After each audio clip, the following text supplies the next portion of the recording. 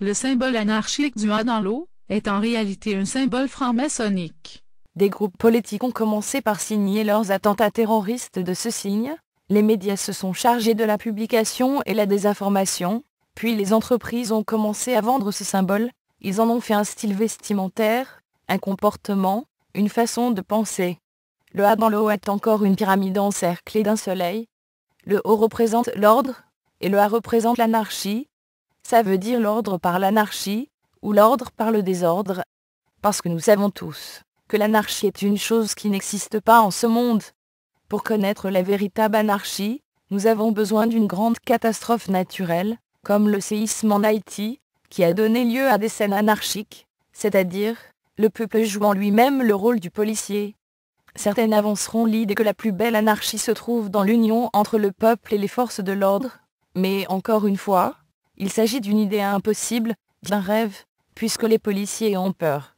Ils sont terrorisés à l'idée de perdre leur emploi. Donc ils continueront de faire respecter des lois venant de politiciens corrompus.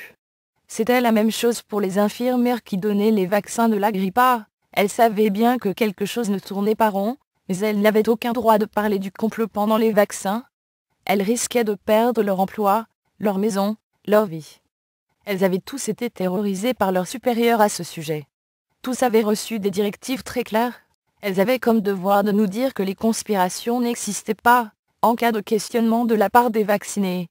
Pour revenir à la révolte, la société a aussi besoin de révoltés qui feront le désordre, puisque le moyen d'arriver à l'ordre, et à l'enchaînement total, c'est d'avoir du désordre qui justifiera l'ordre, et des lois toujours plus sévères. Au bout du compte, une simple manifestation pacifique sera perçue comme un acte terroriste. Nous avons déjà assez d'attentats terroristes planifiés, comme le 11 septembre. Prenons un exemple d'un révolté qui a fait avancer le système. Kim Virgil est le tueur de Dawson. Il a ouvert le feu sur plusieurs étudiants dans une école anglaise de Montréal. Il est facile de comprendre la frustration de cet homme, le 13 septembre 2006. Il croyait certainement faire quelque chose de bien, et il s'est suicidé après. Ensuite, des caméras ont été installées dans plusieurs écoles, pour prévenir un autre drame aussi terrible. Par contre, je vois pas comment une caméra va arrêter un tireur fou, mais ça c'est pas important. Le drame a été un très bon moyen de justifier des caméras dans les écoles. Si une jeune fille se fait violer dans les toilettes des filles, des lois seront votées pour l'installation de caméras dans les toilettes des petites filles. Et ensuite n'allez plus déranger le directeur pour rien, il sera occupé. Et tout le monde sera heureux, les filles seront en sécurité, pendant que le trois quarts du reste du monde crèvera de faim. Tout le monde doit être en parfaite sécurité, mais ce n'est pas pour une question d'humanisme, c'est plutôt que nous sommes des humains différents des autres, nous avons une valeur économique. Voilà pourquoi nous devons absolument tous être sauvés, voilà pourquoi se suicider est un acte criminel. Voilà pourquoi vous n'existez pas, sans un certificat de naissance pour prouver votre valeur marchande. Bonjour. Vous pleurez. Qu'est-ce qu'il y a? Il vient de me prendre demain. Sa mère? Non, la tasse. C'est qui? Assistance publique. Je le verrai plus, personne s'en occupera. Prenez-le chez vous. Vous êtes folle. On n'enlève pas un enfant comme ça, vous qu'il ait des papiers. Des papiers? Ah oui, des papiers qui disent qu'il existe. Il existe? Ah non. Il a des poumons, un cerveau, un cœur, mais s'il n'a pas de papier, il n'existe pas. Derrière l'album, nous avons évidemment l'inévitable code barre, qui donne 666. C'est la marque de la bête d'après l'Apocalypse 13 dans la Bible, et dans l'autre coin nous avons une pyramide à l'envers. Si on la retourne, il y a quelque chose d'illuminé à l'intérieur. C'est le logo de Indica Records, la maison de disques, avec qui je pourrais avoir des problèmes pour la distribution de la musique de Vulgaire Machin. Tout ça pour dire que, dans les paroles de la chanson « À de Vulgaire Machin », il n'est pas vraiment question de l'anarchie, un monde sans policiers, il est plutôt question d'une fin du monde chantée sur un air triste. Mais il est déjà trop tard. La terre dans son histoire tragique en est déjà à son dernier chapitre. Alors je vais maintenant parler du nouveau vidéoclip, Parasite. Dans cette chanson, Vulgaire Machin se dénonce de n'être que l'industrie du disque, que des parasites télévisuels, un peu comme moi je les dénonce, sauf que eux ça coûte 30 $ au HMV pour les entendre se dénoncer, moi c'est gratuit. Alors dans cette vidéo, nous voyons de temps à autre, un homme avec un arme à feu. Il semble de toute évidence prêt à faire un carnage.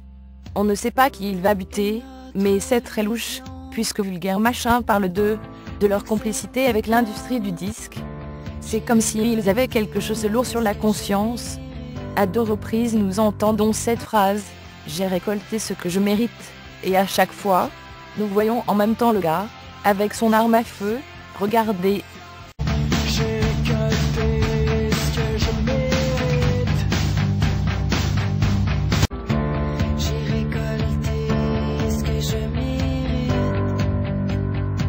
Ça veut dire que dans le vidéo, le gars avec un fusil va probablement tuer les membres de Vulgaire Machin.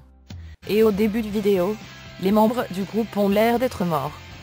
Tout le monde bouge mais pas eux. Et à la fin du vidéo, juste avant que le tueur arrive, les membres de Vulgaire Machin prennent vie, et tous les autres arrêtent de bouger. Je n'ai pas très bien compris pourquoi ils commencent à vivre juste avant le drame. Sans doute une façon de nous dire de façon subliminale qu'ils se croient éternels, ou qu'ils se prennent pour Dieu. Alors personnellement je considère que Vulgaire Machin se moque des gens. Jamais on trouve de solution dans leur musique. Jamais de vérité, seulement de l'incitation à la haine. Ils prennent régulièrement l'avion pour faire des tournées en France. Vulgaire Machin est à la recherche du corporatiste, capitaliste, manger de merde, qui a pris le mythe. Alors ça veut dire quoi prendre contact avec des gens qui essaient de survivre? Les petits noirs en Afrique, eux ils essaient de survivre.